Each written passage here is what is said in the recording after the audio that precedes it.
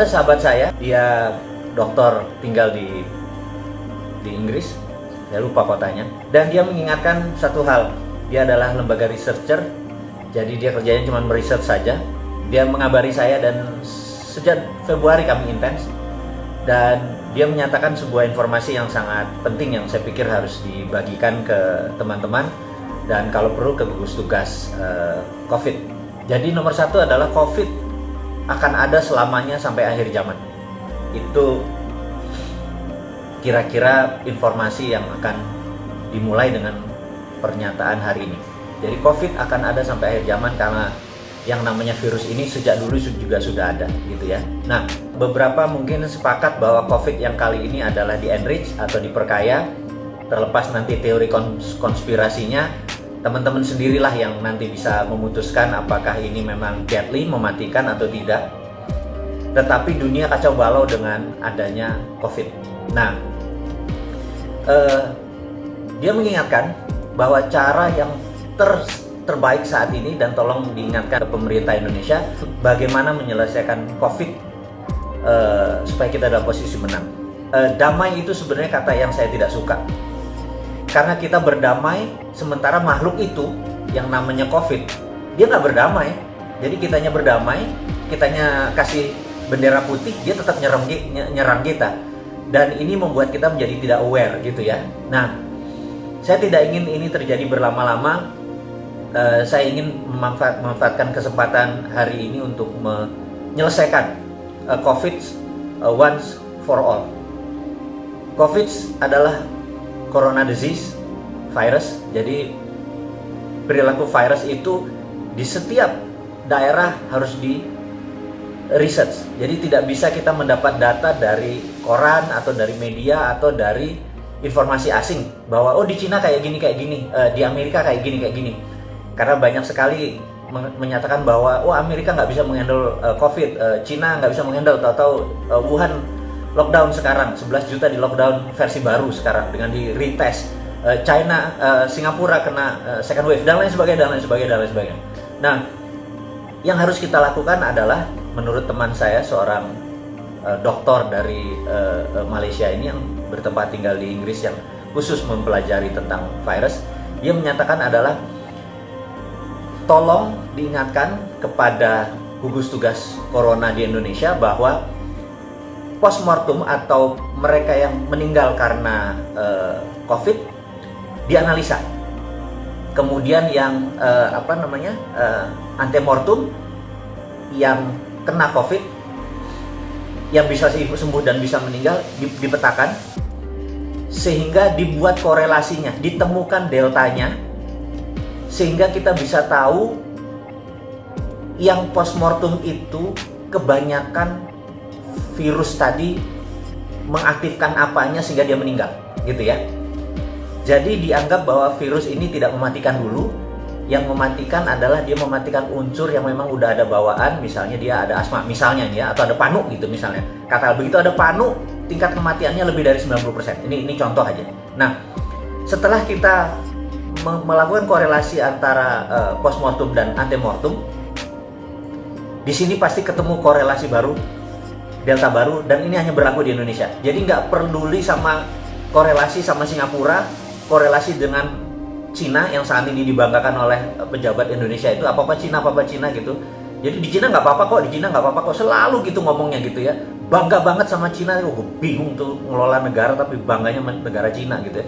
Bangga tuh sama bangsa sendiri gitu. Ini yang saya mau mengungkapkan kekesalan saya. Jadi kita harus punya korelasi sendiri, mempunyai delta sendiri, persamaan sendiri antara postmortem dan antemortem dari coronavirus.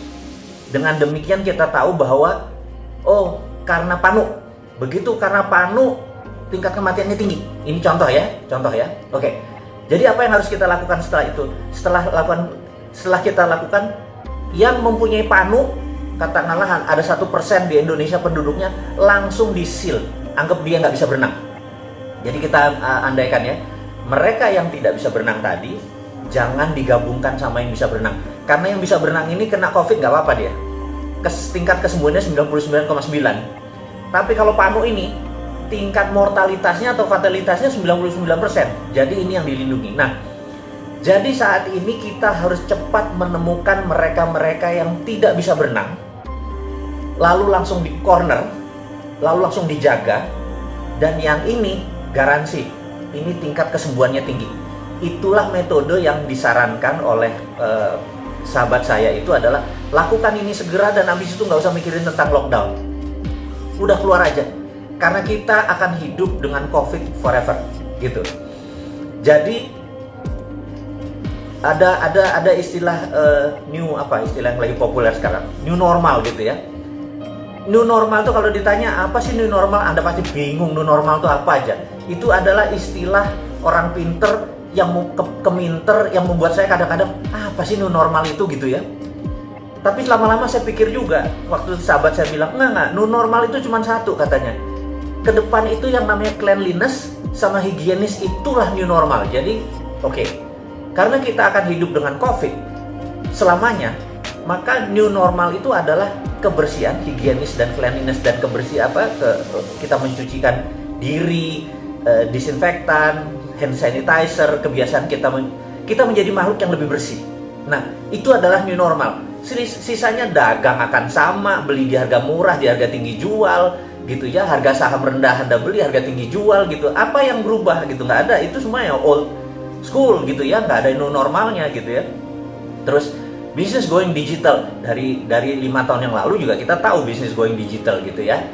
Terus ada yang bilang new world order, nah itu nanti Mas Hasbi sabar, tentang new world order kita akan turun tangan sendiri. Jadi kita sepakat bahwa COVID akan hidup sama kita selamanya, dan kita minta pemerintah sekarang menemukan delta yang baru, kausalitas yang baru, di manakah yang membuat orang-orang yang tidak bisa berenang itu cepat diketemukan. Jadi orang-orang yang punya, ini cuma istilah nggak bisa berenang, yang sisanya bisa berenang gitu ya. Karena kalau sekarang semuanya di lockdown, yang bisa berenang juga bisa mati. Matinya bukan karena COVID, tapi matinya karena ekonomi gitu ya.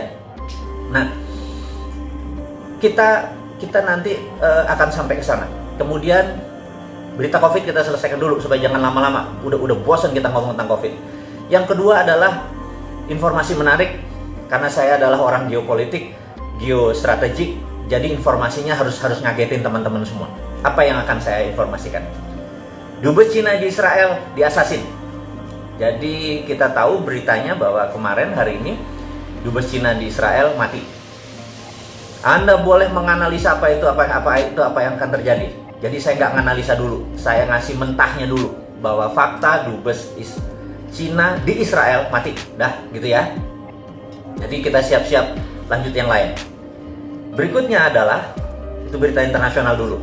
Jadi berikutnya adalah 13 shadow men. Jadi waktu Ronald Reagan memanggil 13 shadow men ini, orang-orang yang akan mendesain bagaimana mengalahkan Uni Soviet, 13 orang ini mendesain dan melakukan operation, dan akhirnya Soviet tahun 89-91 terguling.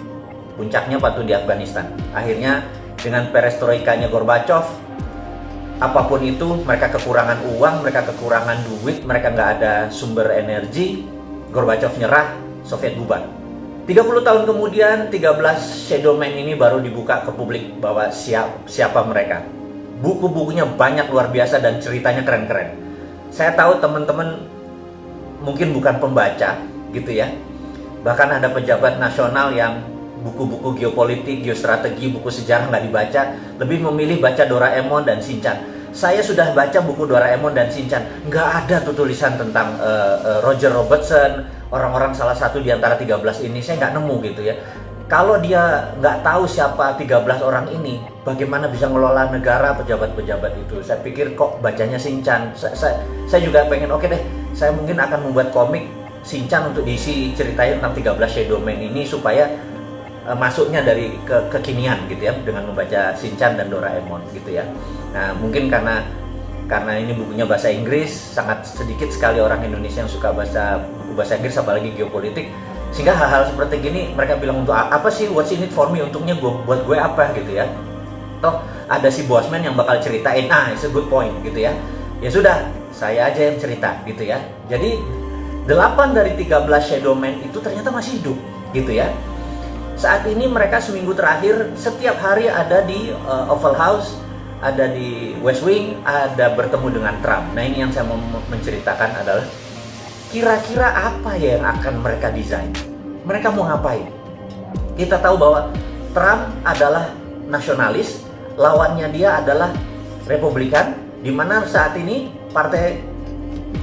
lawannya adalah Demokrat, dia adalah Republikan. Partai Demokrat saat ini mepet dengan globalis atau terbalik. Globalis, Anda harus ingat ya, globalis adalah sebuah makhluk, sebuah kelompok, anggap aja dia virus, yang uang itu tidak beragama dan tidak bernegara, dia bisa bayar siapapun, dia borderless di mana-mana, dan mereka ini mengendalikan 60% perekonomian dunia, hanya 1% manusia ini. Jadi mereka adalah swasta.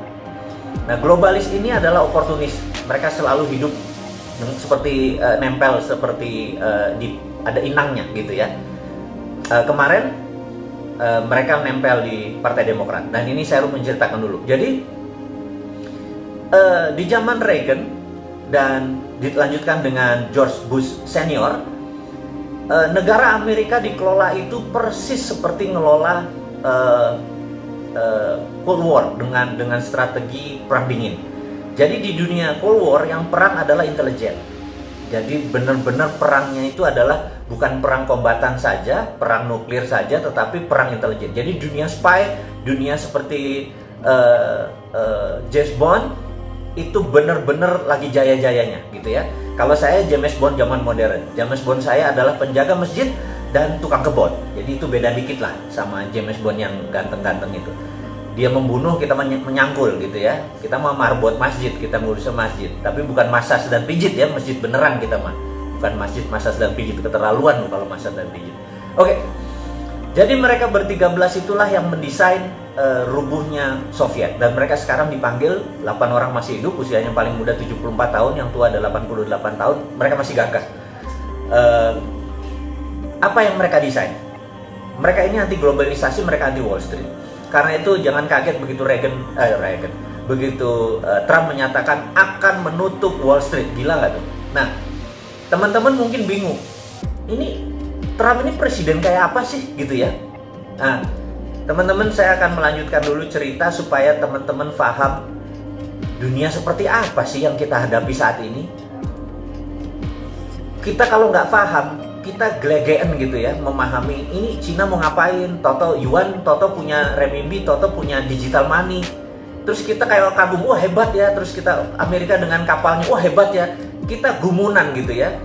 Ketidaktahuan kita ini membuat kita kadang-kadang naif bahwa ada dangers di antara ketidaktahuan itu. Nah, saya mau menceritakan lagi bahwa Amerika adalah negara swasta. Sahabat semua, Amerika adalah negara swasta. Jadi negara swasta itu heavy on private.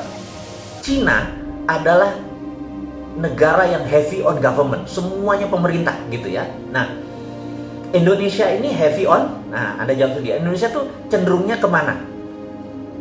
Jadi kalau dilihat apa-apa sekarang ini pemerintah gitu, bangun jalan tuh pemerintah, rakyat cuma suruh keprok gitu ya. Ini udah selesai rakyat, udah selesai keprok gitu. Kita ini heavy on government. Kita meniru Cina. Nggak enak lagi gue nyebut Cina mulu nih. Cinanya Tiongkok ya, bukan Cina bangsa, bukan Cina ras.